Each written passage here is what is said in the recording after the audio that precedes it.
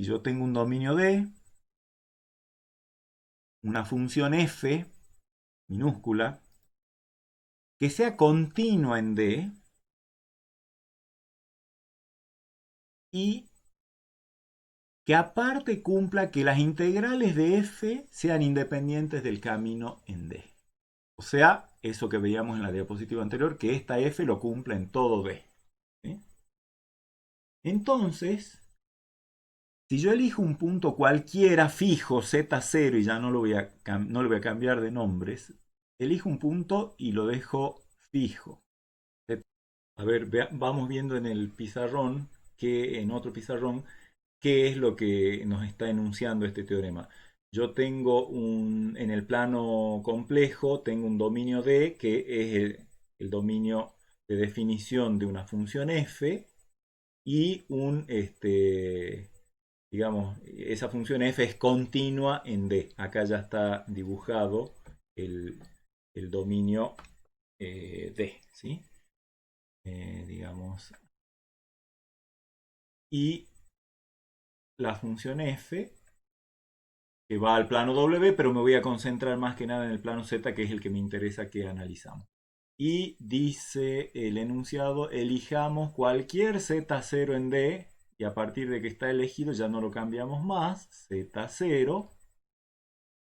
Entonces esa sería la situación de lo que tenemos hasta el momento.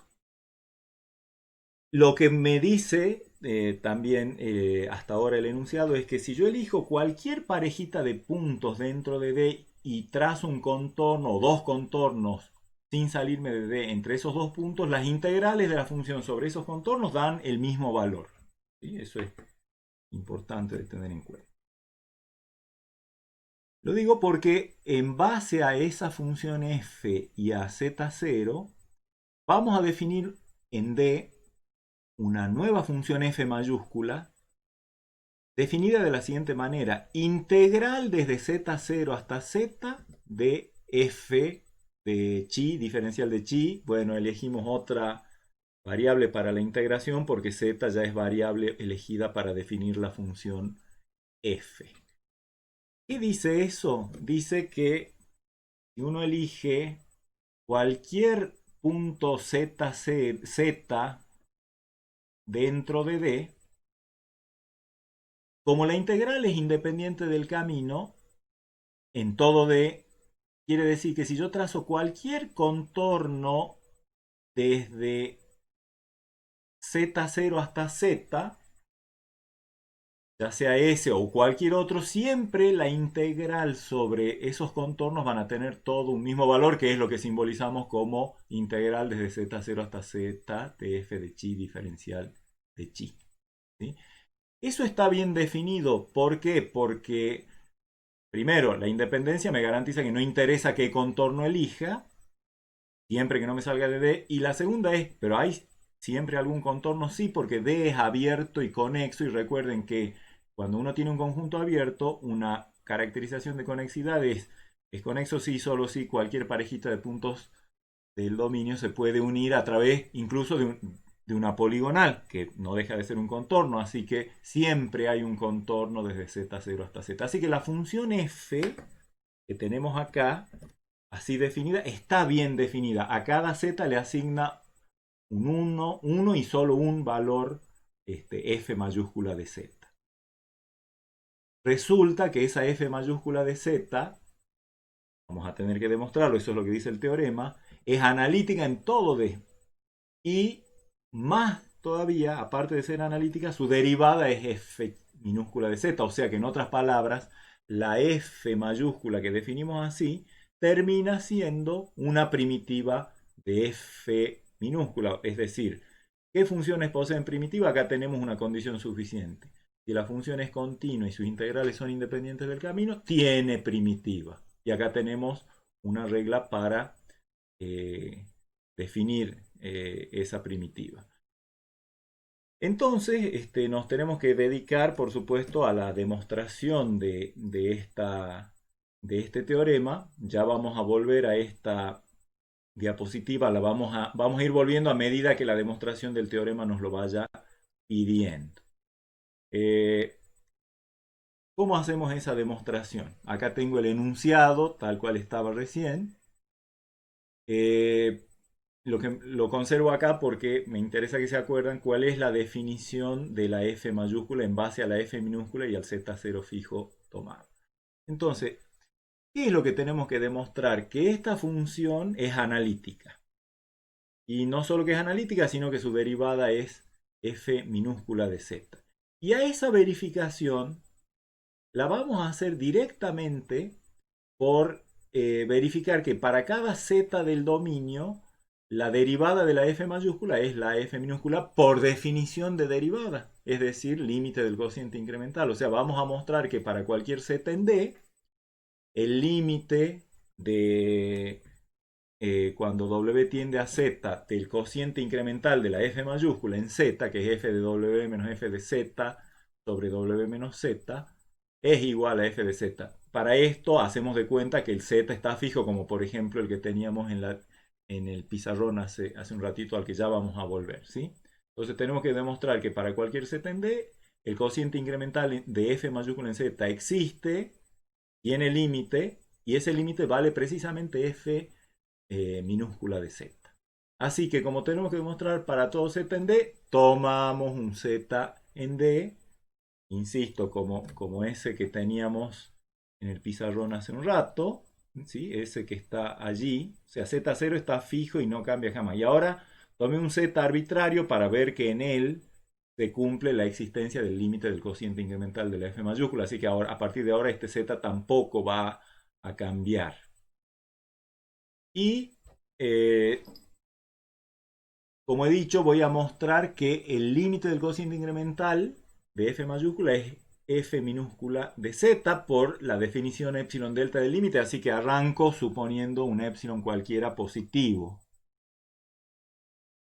Y tendré que demostrar que para todo w suficientemente cerca de z, a distancia menor que algún delta, o sea, tengo que construir un delta tal que para todo w en el entorno del radio delta, en el reducido, el cociente incremental difiera de f chiquita de z en no más de epsilon.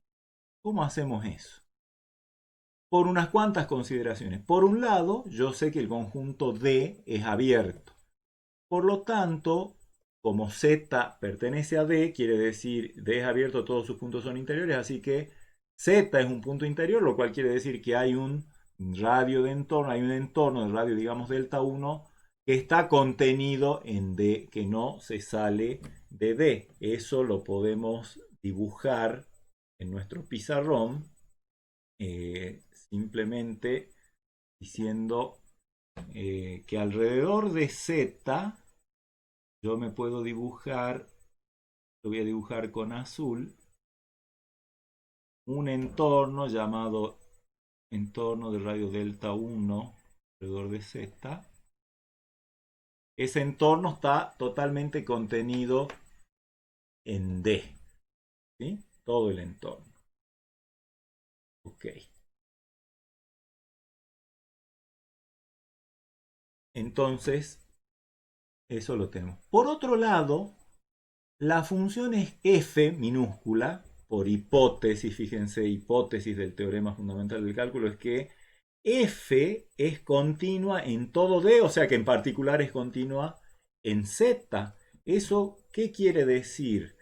Que tomando cualquier cualquier W suficientemente cerca de Z, el valor de la evaluación de F en Z y en W, ambos en el respectivo plano W, no van a estar a distancia muy grande, tan chiquita como yo quiera, dice la definición de límite. Así que nos conviene anotar lo siguiente.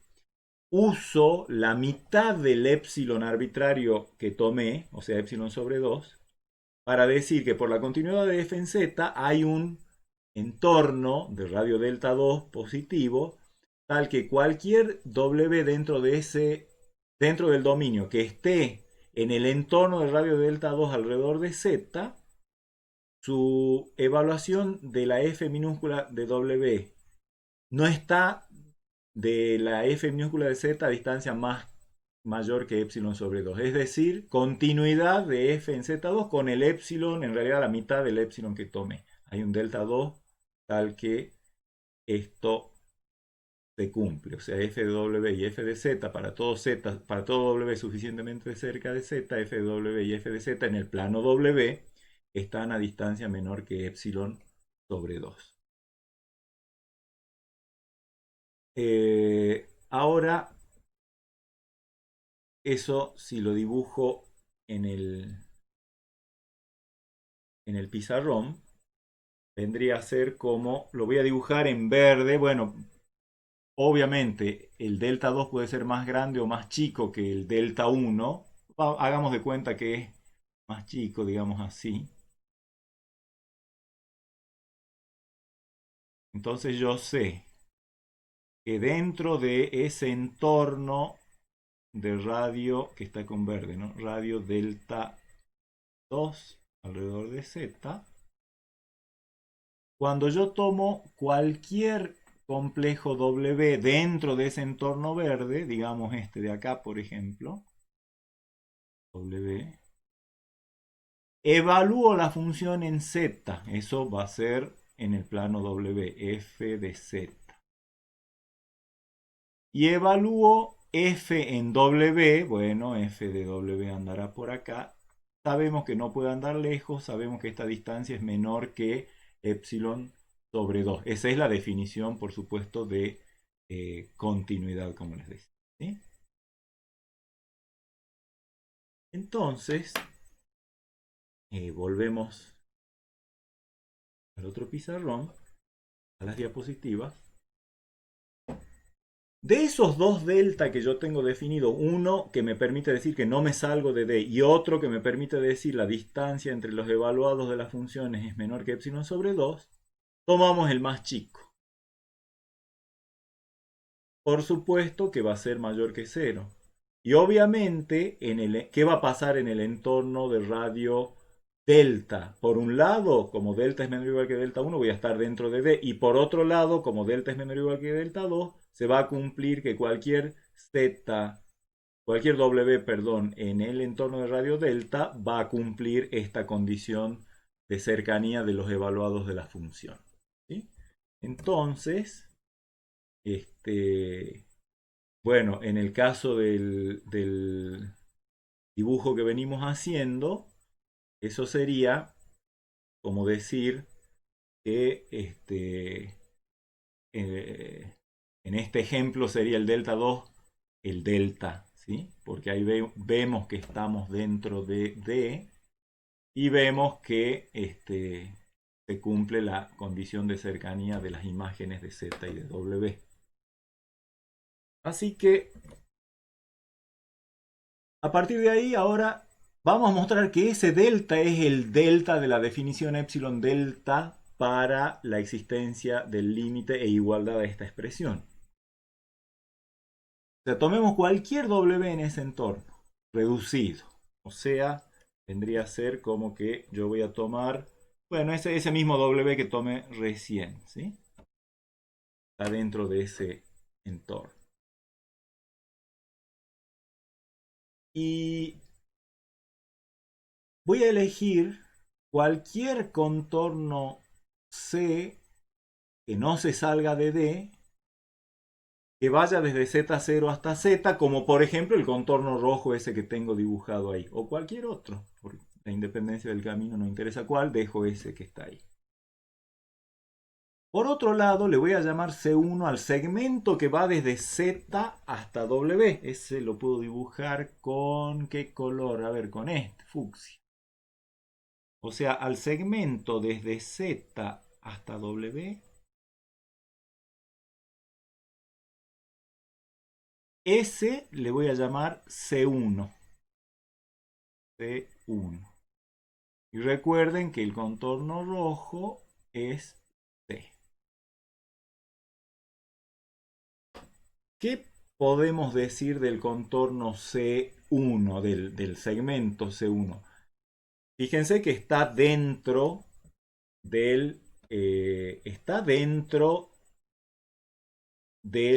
entorno de radio delta 1, así que el segmento C1 desde Z hasta W no se sale del conjunto D, está todo metidito en D, porque está metido en el entorno del radio delta, ¿sí? Recuerden que yo tengo un entorno, agarro dos puntos cualesquiera y más vale que el segmento entre esos dos no se sale del convexo ese, que es el entorno. Que ya sabemos que es un subconjunto de D, así que el segmento C1 está metido en D. Y con los segmentos C y C1, con este que elegí, el rojo, digamos, acá, en el pizarrón este, concatenado con el lila, que es el C1, voy a definir el segmento C2, que va a ser justamente la concatenación de C con C1. Como C es un contorno que no se sale de D y C1 tampoco, el C2, que es esa concatenación, no se va a salir de D, o sea, está contenido en D. Y aparte, C2, ¿cuál es el punto inicial y cuál es el punto final? Y bueno, clarísimo que el C2 empieza con todo lo que es C, o sea, empieza en Z0, recorre todo C, llega hasta Z y de ahí se va hasta W, o sea, termina en W. C2 es un contorno de Z0 hasta W. Así que fíjense que ¿cuánto vale F mayúscula de W? Bueno, F mayúscula de W es la integral desde Z0 hasta W, o sea, yendo por cualquier contorno, en particular por este contorno C2, que es la concatenación de estos dos. Así que por esa independencia del camino, o sea, las integrales son independientes del camino en todo D, tengo que la función f mayúscula en W es simplemente la integral desde z0 hasta W de f de chi diferencial de chi. Así está definida f de W, es simplemente reemplazar a z por W en la definición de f mayúscula. Pero eso quiere decir la integral de la función f sobre cualquier contorno, en particular sobre el C2.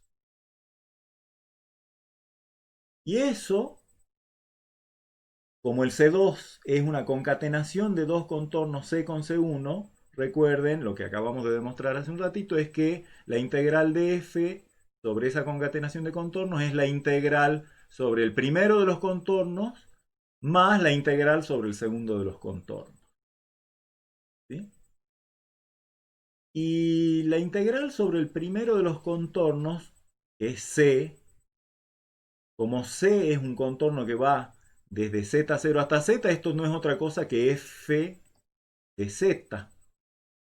Y esto otro, bueno, es eso que ya dentro de un ratito lo vamos a operar un poquito más, pero por el momento lo dejamos así. Lo único que quiero es que vean ustedes que yo tengo que tratar de armar el cociente incremental. Ya tengo f de W en función de s de z más este otro número. Así que la diferencia f de W menos f de z, o sea, el incremento en f mayúscula, sería simplemente el valor de esta integral. Y si divido por W menos Z para armar el cociente incremental, me va a quedar la integral dividido W menos Z, que lo escribimos así. 1 sobre W menos Z por la integral de la función f sobre el contorno C1. Ahora, ya tenemos una expresión para el cociente incremental de f en z. Lo que hay que ver es si ese cociente incremental lo puedo hacer tan chiquito como yo quiera, en particular más chiquito que epsilon. Sí puedo porque fíjense, hago, digamos, el módulo de la diferencia entre el cociente incremental y lo que proponemos que es el límite, f de z. Bueno, el cociente incremental ya sabemos lo que es, 1 sobre W menos Z por esa integral, menos f de z. Como estamos queriendo ver límite, por supuesto que hemos elegido un W en el entorno reducido, así que W no es Z, por lo tanto puedo multiplicar y dividir por Z, por W menos Z sin ningún problema. ¿Para qué hago eso? Para poder entre estos dos términos dentro del módulo sacar factor común 1 sobre W menos Z, que me va a quedar por la integral de f sobre C1 menos que me queda f de z por W menos Z. Es lo que queda acá una vez que he sacado los dos W menos Z como un factor común. Y el módulo de todo eso. Ahora, por supuesto que el módulo de este producto es igual al producto de los módulos, así que va a quedar 1 sobre módulo de w menos z por el módulo de la integral. Bueno, en realidad acá tengo entre paréntesis primero una integral y después menos este otro término, así que no deja de ser un producto esto por todo el paréntesis, sería el módulo del primero, que es 1 sobre módulo de w menos z, por el módulo del segundo término, que es el módulo de la integral menos todo esto. Pero, ¿qué es todo esto? A f de z lo voy a dejar como está. Y del primer ejemplo que hemos visto en esta clase, ¿se acuerdan cuando veíamos la integral de la función, cuando el integrando era 1, la función 1, constantemente 1, el valor de la integral, o sea, la integral de diferencial de z sobre un contorno era igual al punto final menos el punto inicial del contorno? Bueno, justamente acá tengo el w es el punto final de ¿qué contorno? Del C1. Y el z es el punto inicial de C1, así que w menos z no es otra cosa que la integral sobre C1 de la función integrando 1 diferencial de la variable de integración, de chi. O sea, toda esta integral por el ejemplo 1 vale exactamente w menos z porque C1 va desde z hasta w. ¿Sí? Primer ejemplo que hemos visto. Recuerden que z está fijo, así que f de z es una constante. Esa constante puede entrar dentro de la integral porque la variable de integración es chi. Así que eso es lo que voy a proceder a hacer. 1 sobre módulo de w menos z, integral de f de chi, diferencial chi sobre C1, menos la integral sobre C1 de f de z diferencial de chi. Esto, recuerden, es un numerito, una constante a los efectos de chi. ¿Y ahora qué puedo hacer? Acá tengo una diferencia de integrales, ambas son sobre el mismo contorno, así que proviene de la aplicación de la linealidad de la integral cuando el integrando es la diferencia de los integrandos. Todo eso quiere decir que esto lo dejo como está, y esto sería la integral sobre C1, sobre el mismo C1 que aparece contorno en las dos integrales de la diferencia de los dos integrandos. Efectivamente, si aplico integral de la suma, es la suma de las integrales. O sea, estoy aplicando linealidad. Y ahora voy a aplicar la desigualdad ML para acotar el módulo de esta integral. El módulo de esta integral es menor o igual que, me tengo que conseguir una cota superior para el módulo del integrando cuando z se mueve, cuando chi, perdón, se mueve sobre C1, por la longitud de C1. C1 es un segmento, así que su longitud es simplemente el módulo del extremo final menos el extremo inicial. Esa es la longitud.